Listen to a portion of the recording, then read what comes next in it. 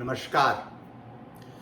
चुनाव से जुड़ी अपनी इस श्रृंखला की 15वीं कड़ी में आज हम आपसे चर्चा करते हैं कि वर्तमान केंद्र सरकार ने क्या किया है लोग के लिए, समाज के लिए, देश के नागरिकों के लिए और सभी प्रकार के लोगों के लिए, जो सभी वर्ग समुदाय में रहते हैं उनके लिए क्या किया है। जैसा कि मैं पहले उल्लेख कर चुका हूं कि जीवन की मौलिक आवश्यकता, प्राथमिक आवश्यकता या मूलभूत पहली आवश्यकता भोजन, वस्त्र, मकान के क्षेत्र में कितना कार्य किया है इस सरकार ने, मैंने चर्चा किया था।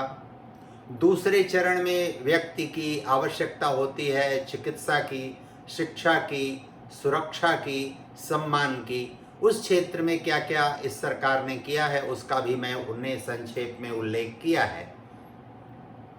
तीसरे चरण में व्यक्ति को आवश्यकता होती है संचार और परिवहन की। इस क्षेत्र में इस सरकार ने क्या कार्य किया है वह कार्य अभूतपूर्व है। लगभग 70 के जितने भी योजनाओं, कार्य योजनाओं की मेरे पास जानकारी है उसमें 70 के आसपास ऐसी योजनाएं, कार्य योजना बहुत ढांचागत सुधार की दृष्टि से संचार और परिवहन के क्षेत्र में इस सरकार ने किया है।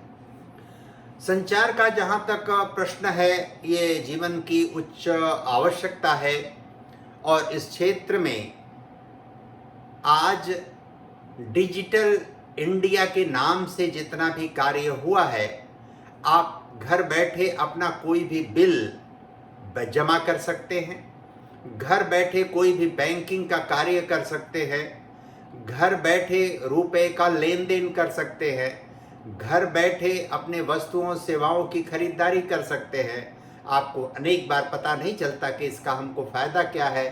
अगर हम थोड़ी सी भी तकनीकी की दृष्टि से सिद्ध हैं, कुशल हैं या सिद्ध और कुशल नहीं हैं, तो वो ऐसी तकनीक है कि चाहे तो 2, 4, 5, 10 दिन में अपने घर में कोई नया बच्चा हो, नया विद्यार्थी हो, उसके माध्यम से, पड़ोस में कोई विद्यार्थी हो, रिश्तेदारी में हो, तो उसके माध्यम से बहुत आसानी से उसको हम सीख सकते हैं। उदाहरण के लिए मान लिया कि आप महीने में 4 बार बैंक में बिजली का बिल जमा करने, टेलीफोन का बिल जमा करने, घर गृह कर आदि का बिल जमा करने या अन्य कार्यों से 4 बार आप किसी कार्यालय या ऑफिस में जाते हैं। उस 4 बार आने जाने में और बिल जमा करने में एक बार में कम से कम बहुत नज़दीकी मामला होगा, तो आपको तैयार होकर जाने, वहाँ लाइन में खड़े होने और वापस आने में न्यूनतम 2 से ढाई घंटे का समय लगेगा। यदि आप स्कूटर से जाते आते हैं तो अगर 10 किलोमीटर आने जाने में खर्च है, आने जाने में दूरी है, तो आपको कम से कम 100 रुपये का पेट्रोल या ऑटो रिक्शा या रिक्शा, या अगर पैदल ही जाते हैं, आपके अंदर अगर ऐसी सामर्थ्य है या आप नहीं जा सकते किसी किराए की गाड़ी से या अपने निजी साधन से, तो भी वो इतना कठिन कार्य है। दूसरा, आने जाने का जो रिस्क फैक्टर है, जब आप सड़क पर चलते हैं तो रिस्क किसी भी के सामने आसानी से खड़ा रहता है। उस रिस्क से बचते हैं, आने जाने के व्यय से बचते हैं, समय से बचते हैं, तनाव से बचते हैं। यह पूरा कार्य हो सका है। जिस नोटबंदी को लोग उस पर कोसते थे, सवाल खड़ा करते थे, आज इतनी तीव्र प्रगति इस क्षेत्र में संचार के कारण, तकनीक के कारण, मोबाइल के कारण हो पाई है, तो वह इस सरकार की देन है। ऐसा नहीं मैं कहता कि पूर्व की सरकारों ने इस दिशा में बहुत कुछ नहीं किया, लेकिन जिस नियोजन और जिस तत्परता से इस 10 वर्ष में इसमें क्रांतिकारी और अभूतपूर्व परिवर्तन हुआ है, इस क्षेत्र में अद्भुत कार्य हुआ है और उसकी सुगमता और सहजता का आप सहज पूर्वाग्रह रहित अनुमान कर सकते हैं। आप जानते हैं, तकनीक के क्षेत्र में इलेक्ट्रॉनिक उपकरण जो विदेशों से व्यापक पैमाने पर आता था, भारत को लोग उसका बाजार समझते थे, आज वही उपकरण, उसी दक्षता, उसी क्षमता के भारत में, चाहे वो चेन्नई हो, बेंगलोर हो, नोएडा हो, एनसीआर हो या देश के अन्य महत्वपूर्ण शहरों में, नगरों में जहां तकनीकी विकास का स्तर एक मानक के ऊपर है, वहां उसका निर्माण हो रहा है। और भारत केंद्रित, भारत में निर्मित वस्तुओं और सेवाएं आपको प्रदान हो रही हैं, प्राप्त हो रही हैं। आपको आपके आंकड़े के चोरी की समस्या से आपको निजात मिली है, उसी गुणवत्ता और उसी कुशलता की सामग्री आपको प्राप्त हो रही है। संचार के क्षेत्र में जितनी क्रांतिकारी परिवर्तन हुआ है वह अद्भुत है। भारत की देन है कि आज जब से आप मोबाइल उपयोग कर रहे हैं, जो 50, 55, 60 वर्ष की आयु के हैं, सन 2000 और उसके बाद मोबाइल का उपयोग काफ़ी तेजी से बढ़ा है और इधर के 10-15 वर्षों में तो अत्यधिक तेजी से बढ़ा है। कीपैड फोन की जो उपयोगिता है वो काफ़ी कम हो गई है, क्योंकि आज फोन के माध्यम से आप लगभग अपने सभी कार्य आज संपादित कर रहे हैं। उस पर कितनी निर्भरता आपको चाहिए, कितनी नहीं, आप स्वयं तय कर पा रहे हैं। इस स्थिति में आप जो भी कार्य कर रहे हैं उस क्षेत्र में आपको कुशलता के साथ साथ, सुरक्षा के साथ साथ सब चीजें प्राप्त हो रही हैं। और वो प्राप्त इस रूप में हो रही हैं कि मोबाइल एक ऐसा आविष्कार है जिस आविष्कार में 4 चरण की प्रगति हो गई है, कम से कम सिम कार्ड के क्षेत्र में। पहले मैक्रो सिम आता था, जो लगभग 1-1.5 इंच लंबा होता था। दूसरा मैक्रो सिम आया जो लगभग 1.5 सेंटीमीटर के आसपास लंबा होता था। तीसरा नैनो सिम आया जो लगभग 1 सेंटीमीटर से भी छोटा होता है। आज भी वो प्रयोग और प्रचलन में है। मैक्रो सिम यानी जो बड़ा वाला लगभग 1.5 इंच का सिम होता था, वो तो अब लगभग चलन से ही बाहर हो गया है।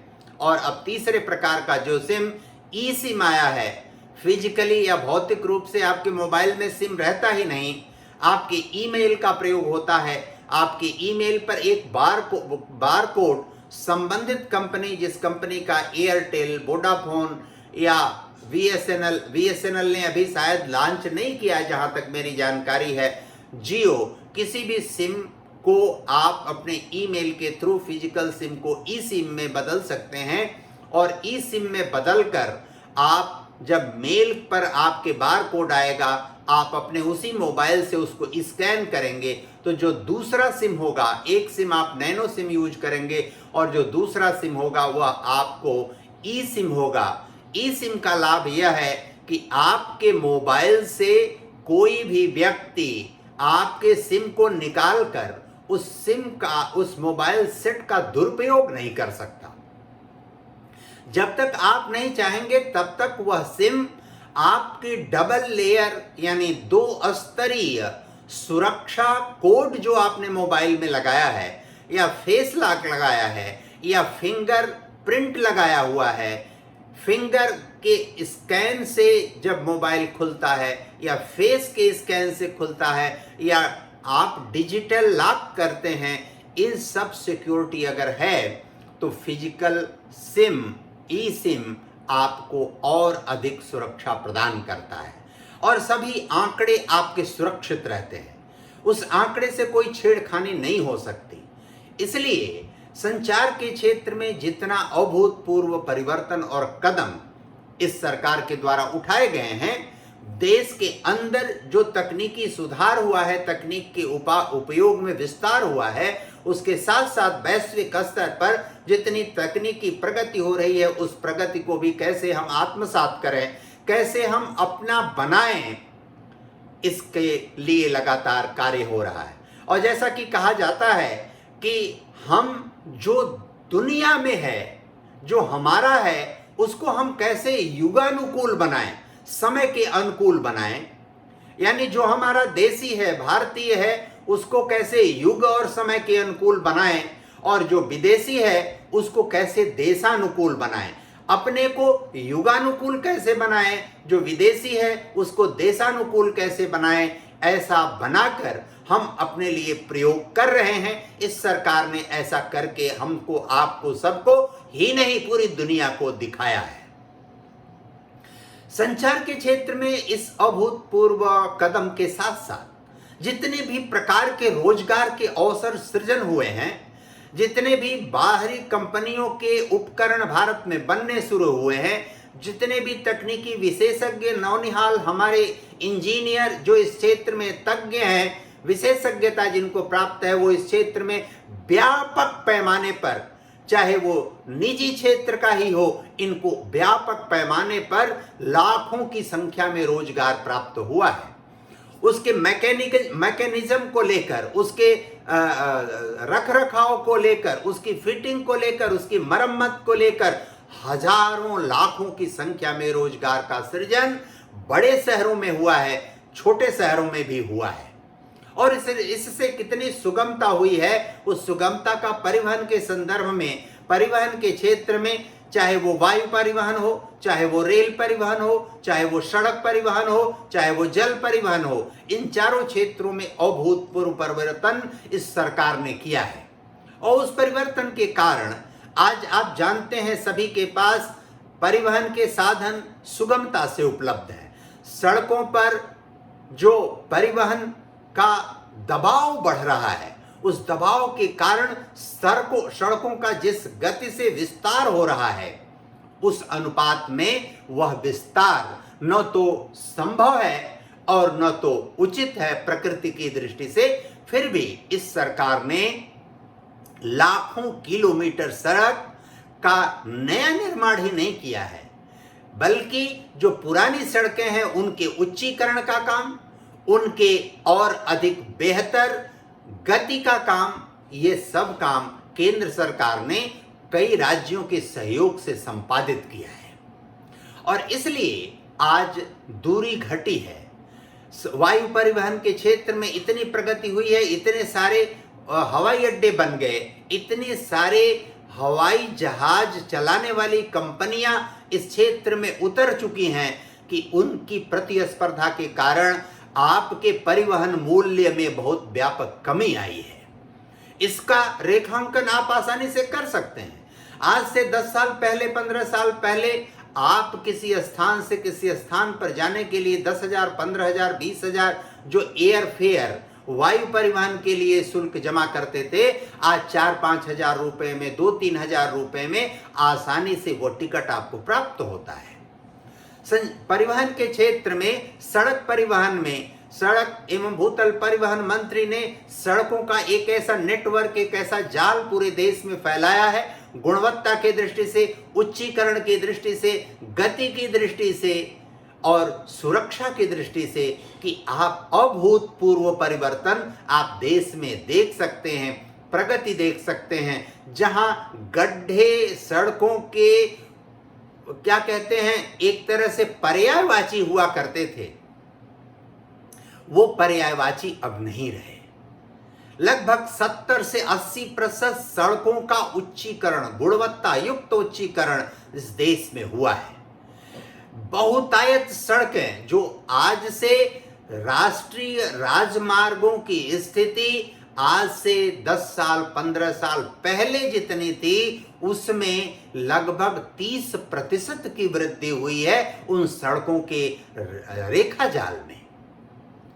यह जो परिवर्तन है, यह परिवर्तन जीवन की तीसरी आवश्यकता है।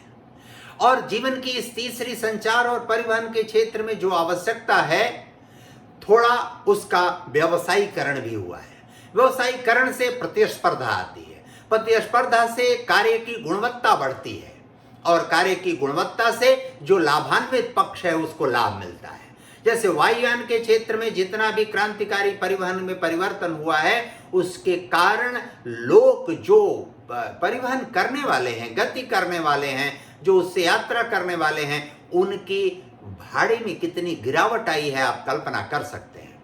आप जानते हैं जब परिवहन और विशेषकर सड़क परिवहन का नेटवर्क बढ़ता है तो चौक चौराहों की संख्या बढ़ती है, नगरों की, कस्बों की संख्या बढ़ती है, और इस तरह से नगरों और कस्बों की संख्या बढ़ने के कारण कितने प्रकार के रोजगार के व्यापक अवसर सृजित होते हैं।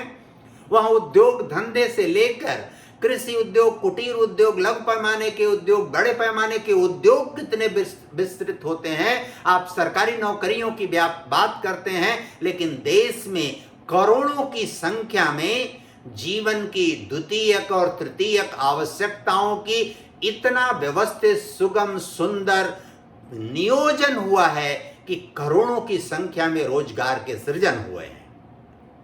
जो कुछ पूर्वाग्रही मानसिकता के लोग हैं, वे पूर्वाग्रही मानसिकता के लोग ये नहीं समझ पा रहे हैं कि एक जगह कोई एक हवाई अड्डा बनता है, उस हवाई अड्डे से जो उसका नियमित कार्य व्यवस्था है, उसके अतिरिक्त हजारों लोगों को रोजगार प्राप्त होता है। वो रोजगार सभी प्रकार के, सभी स्तरों के लोगों को होता है। वो कोई बहुत पढ़ा लिखा व्यक्ति हो, उसके लायक भी वहां काम होता है। जो कम पढ़ा लिखा व्यक्ति है, उसके लायक भी काम होता है। जो बड़ा निवेश कर सकता है, उसके लायक भी काम होता है। जो छोटा निवेश कर सकता है, उसके लायक भी काम होता है। जो मानसिक और बौद्धिक स्तर, तकनीकी स्तर पर बहुत परिपक्व और पुष्ट और परिमार्जित व्यक्ति है, उसके लायक भी काम होता है। और जो बहुत बौद्धिक स्तर थोड़ा नीचे है, उसके लायक भी वहां काम होता है। जब कोई बस स्टेशन बनता है, जब कोई चौराहा विकसित होता है, दो सड़कें आपस में आकर मिलती हैं, 4 दिशाओं में सड़क निकलती है, 2 या 3 दिशाओं में सड़क निकलती है, सड़कों के किनारे, उन चौराहों पर, उन तिराहों पर, उन चौकों पर जो विस्तार होता है, और वो विस्तार केवल रिहायशी ही नहीं रहता, वाणिज्यिक और व्यवसायिक भी होता है। उस विस्तार के कारण कितने लोगों को अवसर प्राप्त होता है, आप पता कर लीजिए बहन जी और उनके बहुत खास अखंड प्रताप सिंह जी से।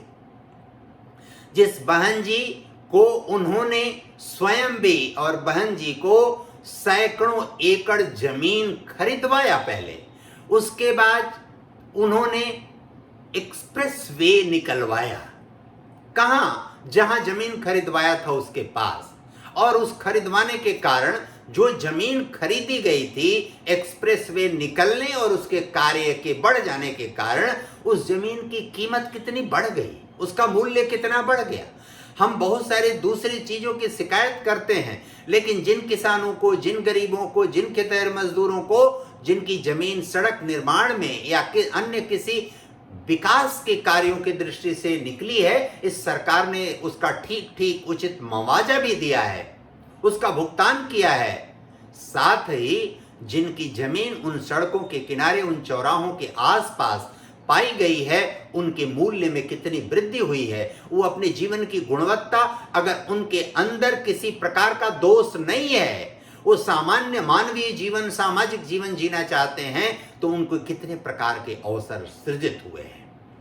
तो जीवन की तीसरी महत्वपूर्ण आवश्यकता, जिसका बहुआयामी विकास पर, व्यक्ति के विकास पर, समाज के विकास पर, देश के विकास पर व्यापक असर पड़ता है, उस क्षेत्र में भी अभूतपूर्व परिवर्तन इस सरकार ने किया है।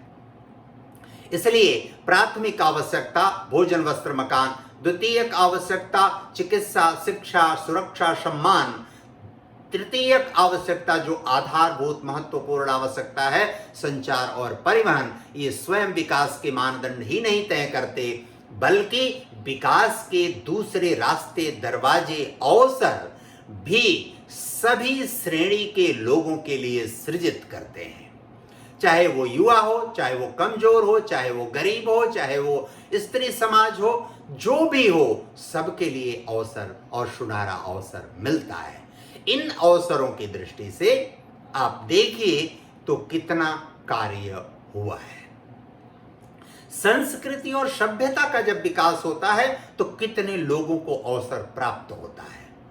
एक किसी भी जरूरी संस्थान का विकास होता है तो कितने लोगों को अवसर प्राप्त होता है। यह सब आपके मूल्यांकन का विषय है, और इस मूल्यांकन के आधार पर तुलनात्मक रूप से विचार करिए कि हमको इस नेतृत्व के साथ खड़ा होना हमारे समाज, हमारे देश और हमारे राष्ट्र के कल्याण के लिए बहुत आवश्यक है। धन्यवाद, नमस्कार।